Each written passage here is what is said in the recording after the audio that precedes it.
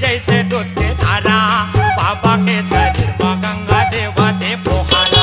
पताला फोड़ के गंगा निकले जैसे दूध के धारा बाबा के शरीर गंगा देवा दे पोहारा।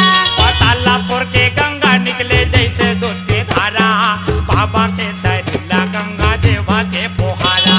पताला फोड़ के गंगा निकले जैसे दूध के धारा बाबा के शरीर गंगा देवा दे पोहारा।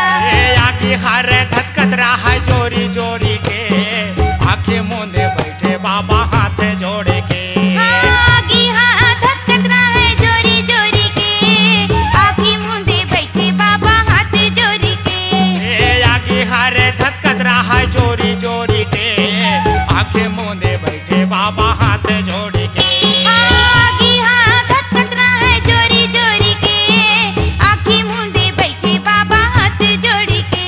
आंखें मूंद के आंखें मूंद के आँखें मूंद के आँखें मूंद के हाथ जोड़े के हाथ जोड़े के बाबा हाथ जोड़ के हाथ जोड़ी के।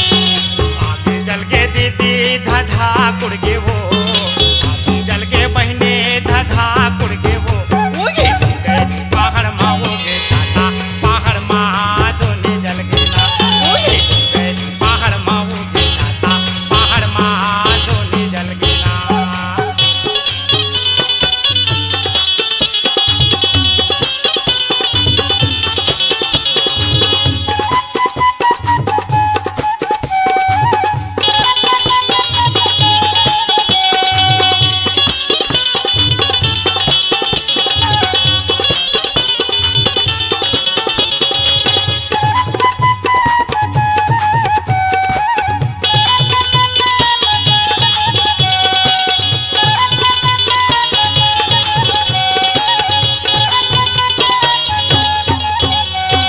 सोना खान के राजा जावा धर के बंदूक भाला घासे दास के महिमा देखे मुहर हो गे काला।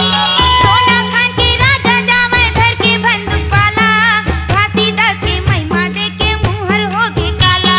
सोना खान के राजा जावा धर के बंदूक भाला घासे दास के महिमा देखे मुहर हो गे काला। सोना खान के राजा जावे धर के बंदूक वाला घासीदास के महिमा देके मुहर हो गे काला।